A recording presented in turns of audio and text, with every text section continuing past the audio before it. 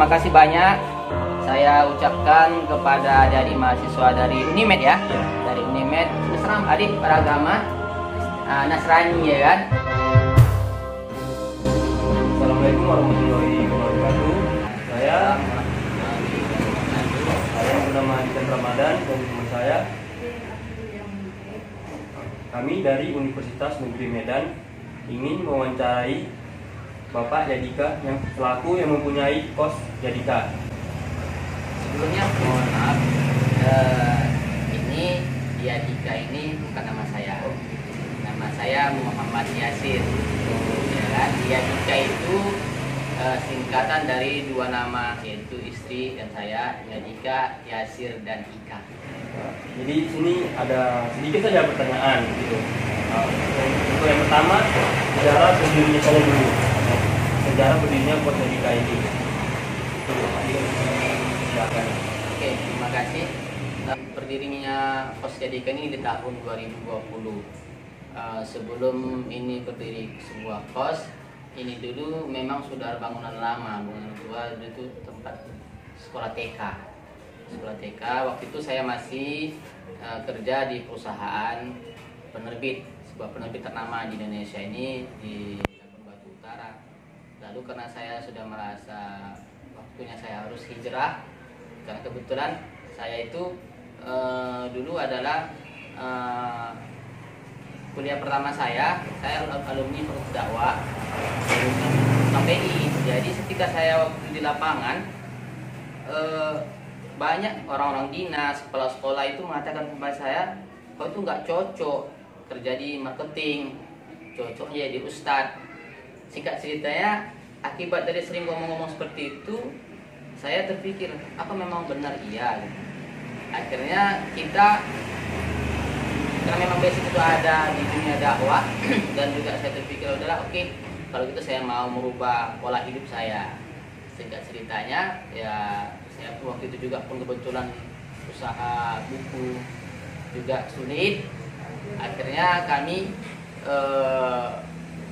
sama orang rumah sepakat hijrah dari Labuan Batu Utara untuk usaha baru. Kebetulan rumah mertua saya di sini, 2020. Jadi saya bertanya lah, apalah kira-kira di Medan berusaha. Jadi rupanya orang mertua juga sepakat, bagaimana kalau kita dirikan sebuah usaha rumah kos-kosan. Jadi kebetulan di rumah ini dulu adalah rumah kosong, sudah lama. Bagaimana kalau seandainya kita beli, katanya sama mertua. Jadi akhirnya kami belilah rumah ini. Lalu di tahun 2020 ini renovasi. Ya 2021 awal sini sudah mulai difungsikan. Itulah sejarahnya. Sejarah berdirinya rumah kos Yadika ini. Begitu. Untuk pertanyaan selanjutnya, ini kos berbasis syariah gitu kan? Emang? Ya, betul. Apa yang membedakan dengan kos lain-lainnya? Peraturan-peraturannya mungkin dari segi pembayarannya kalau dinamakan ini kos syariah. Karena berhubung saya memang basicnya adalah anak dakwah, saya melihat dan belajar pada waktu kami mendirikan kos ini, kita juga sudah belajar beberapa tempat teman-teman kos-kos yang lain. Dan saya juga dulu pun kan anak kos, waktu saya kuliah di UIN, waktu itu masih YIN, saya juga dulu ngekos. Saya lihat kalau kos itu sifatnya hanya konvensional, hanya berpikir untung rugi saja, memang betul kos kita itu cepat banyak peminatnya. Karena segala macam jenis, dari paham, maaf kita dari sisi agama juga, baru ya bebas lah semua gitu. Tapi kita lihat kos itu akan menjadi tempat, mohon maaf kalau secara agama Islam izin, maksiat begitu. Ada maksiat karena nanti laki-laki nanti akan membawa pacarnya, nanti perempuan juga akan bawa cowoknya ke sana gitu. Jadi karena kita orang beragama Islam menganggap itu bahwa dosa itu kalau kita menyediakan tempat juga berdosa bagi kita, mengalir dosanya begitu. Jadi kita paham sedikit tentang hal tersebut, maka kita ambil sebuah konsep bagaimana kos kita itu bukanlah tempat yang juga memfasilitasi orang-orang untuk bermaksiat. Jadi moto kami terhadap anak kos kami Jadika adalah, walaupun kami tidak mampu mengajak orang kepada kebaikan, minimal kami tidak memfasilitasi ataupun rumah kos kami itu tidak sebagai wadah untuk tempat maksiat mereka. Itulah konsep kita. Jadi karena itulah makanya kami jadikan kos kami ini berkonsep syariah, karena kita juga memikirkan bukan hanya perkara sisi keuntungan dunia, tapi juga kita mau untung dunia dan akhirat. Baik di dunia, baik di akhirat. Mohon maaf, sedikit saya tambahkan. Kalau ada anak kos itu masuk ke kos kita, secara tidak langsung orang tuanya itu sudah mempercayai kepada kita, mengamanahkan kepada kita. Ibaratnya orang tua kedua lah gitu. Ya betul. Kita punya tanggung jawab untuk mendidik, menjaga mereka gitu. Kalau nanti anak kos itu tuh nanti di ternyata tempat kita nanti tidak baik, pasti juga satu sisi kos kita juga negatif. Dan kedua juga pun orang tua juga pun nanti akan menyumpahi kita, apa itu kos tak baik, tak bagus kan. Jadi satu sisi nilai jual kita makin rusak, dan sumpah serapah orang-orang tua pun akan berkena sama kita.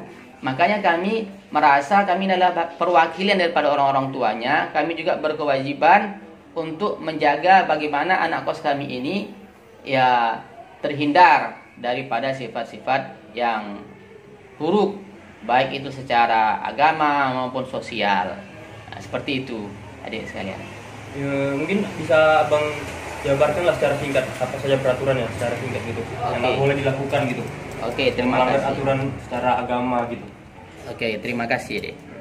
Jadi di kos kami ini, pertama dia adalah muslim, kedua dia adalah orang wajib mahasiswa. Kalau mahasiswa terserah dari mana, mau dari Unime, dari UIN, dari UMA, terserah, yang penting dia mahasiswa. Ketiga, kita sebutkan di situ juga kalau bisa mereka kita tekankan harus mampu melaksanakan sholat 5 waktu. Tapi nggak kita wajibkan nanti tentunya. Jadi kita tekankan kalau bisa gitu, kalau bisa mampu melaksanakan sholat 5 waktu. Keempat itu tidak dibolehkan, tidak dibenarkan membawa wanita yang bukan mahramnya. Mahram itu adalah ya kalau dalam agama Islam, mohon maaf, itu adalah orang yang ada hubungan darah sama kita. Contohnya ibu kita, kakak kita, itu dia yang mahramnya. Itu boleh, yang tidak, yang lain tidak boleh. Yang kelima itu tidak boleh membawa narkoba, minuman-minuman beralkohol, narkoba, jenis apapun itu tidak dibenarkan. Alhamdulillah, dulu maaf, di tahun 2021 pertama kami di sini mulai buka, ternyata kita kecolongan juga. Pernah sekali pas tahun baru 2021 saya cek, kebetulan juga kami di kos Jadika ini agak sedikit berbeda. Apa itu bedanya? Biasanya kalau tempat kos-kos lain, bapak kos itu nggak mau membersihkan rata-rata, nggak mau membersihkan gang kos tersebut, tidak mau membersihkan kosnya. Tapi kami di sini, kami juga menganggap bahwa itu bagian daripada ibadah. Jadi kami membersihkan tong sampah itu, setiap kamar itu kita berikan tong sampah, walaupun tidak per kamar tapi setiap sudut kita taruh tong sampah. Itu nanti anak-anak kos nanti dari kamar buang sampahnya ke tong tersebut, dan nanti terkadang bisa juga berserak karena dimakan kucing, dirusak kucing. Kita bersihkan. Waktu itulah ternyata waktu saya bersihkan itu tahun 2021 saya menemukan suatu botol. Botol itu ya salah satu minum yang beralkohol. Akhirnya saya kecewa gitu. Oh, ini sudah kecolongan kita. Tapi kita juga pun tidak habis akal. Setiap anak-anak kos ini kita buat itu ada grup dia, namanya grup Kos Jadika. Disitulah kita WA, kita kirim pesan bahwa kita menemukan ini minuman botol beralkohol. Ini peringatan terakhir. Kami tidak menuduh siapa orangnya, tetapi ini mohon jika kedapatan, maka ini akan kami pertama itu kami keluarkan dan akan kami sampaikan sama orang tuanya bahwa ternyata orang anaknya di Medan ini sudah melakukan perbuatan menyimpang, baik itu secara agama maupun secara sosial. Itu saya rasa mungkin sebagai seorang anak juga khawatir kan, karena terbongkar rahasianya. Alhamdulillah itu pertama dan terakhir. Alhamdulillah sampai saat ini hal tersebut tidak pernah terjadi lagi. Alhamdulillah. Insya Allah mudah-mudahan sampai seterusnya itu tak terjadi. Berikutnya, peraturan berikutnya, kami juga memberikan jam kunjungan. Apa tak boleh teman-teman berkunjung? Oh, kami sangat senang. Kos kami ini terbuka jika dilakukan itu seperti ada diskusi, kerja kelompok, mahasiswa-mahasiswa. Boleh nggak Pak perempuan? Boleh Pak perempuan. Tapi yang catatan tidak 2 pasang.